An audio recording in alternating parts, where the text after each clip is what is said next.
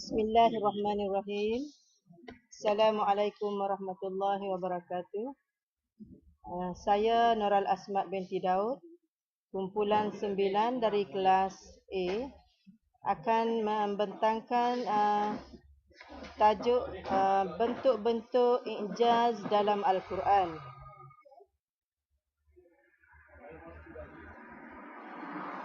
Sebagai pendahuluannya, bidang i'jaz Al-Quran ini merupakan satu bidang ilmu yang penting untuk membolehkan seseorang itu memahami, menghurai seterusnya, mentafsir tentang sesuatu ilmu yang dibentangkan di dalam Al-Quran. Isi Al-Quran terus dikaji dan diteliti oleh para ilmuwan. Terdapat 26 tempat pelbagai makna dalam penggunaan i'jaz di dalam Al-Quran. Seterusnya ialah definisi i'jaz Al-Quran. Dari segi etimologi, i'jaz berasal dari perkataan al-a'jaza yu'jizu i'jazan, kata kerja transitif yang artinya melemahkan, memperlemahkan atau menetapkan kelemahan. Dari segi terminologi pula, i'jaz didefinisikan oleh Manna Khalil Al-Qatan dan Ali Syabuni dalam tulisan Usman. Manna Khalil Al-Qatan mendefinisikan i'jaz sebagai menampakkan kebenaran Nabi Muhammad sallallahu alaihi wasallam dalam pengakuan orang lain sebagai rasul utusan Allah Subhanahu wa taala. Seterusnya ialah bahagian i'jaz. Bahagian i'jaz yang pertama ialah i'jaz lughawi. I'jaz lughawi Al-Quran wujud hingga hari ini dalam bentuk mushaf. Dari segi nahwu, saraf dan balaghah, semuanya begitu indah sehingga berjaya memukau hati-hati para orang Islam. Pernahkah kedengaran ada yang mendakwa terdapat kesalahan ejaan atau tata bahasa di dalam Al-Quran? Pastinya tidak ada. Inilah juga mukjizat utama Al-Quran. Seterusnya ialah i'jaz ilmi. Kemukjizatan ilmiah Quran bukanlah terletak pada pencakupannya tentang teori-teori ilmiah yang selalu baru dan berubah serta merupakan hasil usaha manusia dalam penelitian dan pengamatan. Tetapi ia terletak pada dorongannya untuk berfikir dengan menggunakan akal.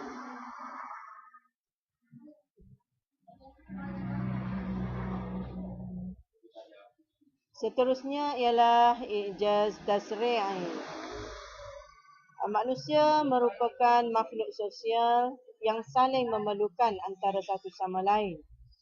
Al-Quran adalah asas tasri'i yang sempurna dalam menegakkan kehidupan manusia di atas dasar konsep yang paling utama. Al-Quran juga memberikan pengaruh besar yang dapat mengubah sejarah wajah dunia.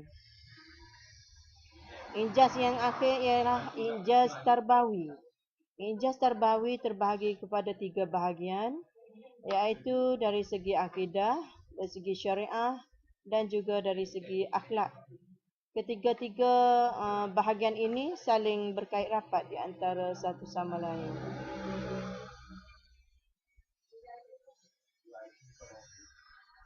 Seterusnya kita teliti sejarah i'jaz Al-Quran. Pada kurun pertama dengan kemunculan kitab Ta'wil Mushkilah Al-Quran oleh Abu Qatainah dan kitab-kitab perundangan Al-Quran menonjol sehingga membawa kepada perbahasan kepada ilmu i'jaz Al-Quran ini.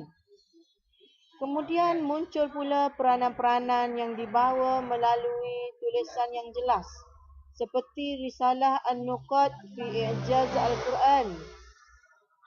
Dan kemudian pada kurun yang keempat pula muncul kitab I'jaz Al-Quran lil Baqilaini oleh Abu Bakar bin Tib yang memaparkan balaghah dan juga keistimewaan bahasanya di dalam I'jaz Al-Quran.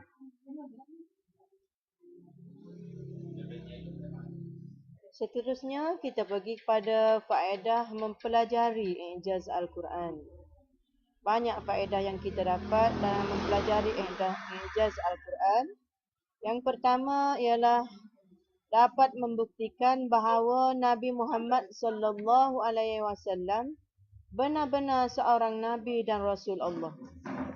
Yang kedua, kitab Al-Quran itu adalah benar-benar wahyu daripada Allah Subhanahu Wa Taala, bukan rekaan daripada orang-orang lain.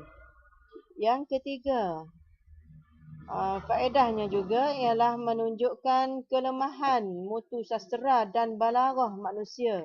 Tidak ada tandingannya dengan balaghah yang terdapat di dalam Al-Quran. Yang keempat, menunjukkan kelemahan daya, upaya dan keupayaan manusia. Yang kelima, dapat membentuk masyarakat yang menjadikan Al-Quran sebagai panduan hidup. Dan yang akhir sekali ialah yang keenam, membentuk manusia bersifat mahmudah antara satu sama lain. Akhir sekali ialah kesan.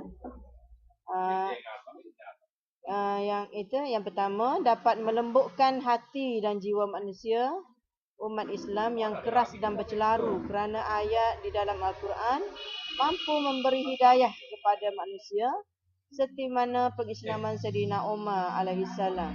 Yang mana ceritanya kita sudah sedia maklum. Bila Sayyidina Umar mendengar adiknya membaca Al-Quran, dia terus meluru masuk ke dalam rumah dan menampak adiknya hingga berdarah mukanya.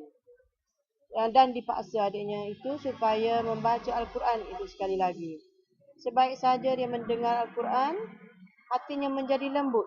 Hati yang keras seperti batu itu menjadi lembut dan seterusnya mengajak adiknya berjumpa dengan Rasulullah dan menyatakan pengislamannya, mengucap kalimah syahadah.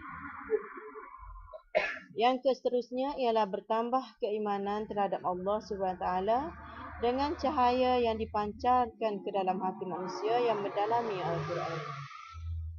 Seterusnya, membulatkan hati dan jiwa dalam menegakkan kalimah Allah. Contohnya, kisah Yasir yang sanggup dibunuh demi menegakkan Islam. Dan akhir sekali ialah reda dengan takdir dan ketentuan Allah di atas dirinya kerana yakin setiap apa yang Allah tentukan. Sekian dulu. Assalamualaikum warahmatullahi wabarakatuh.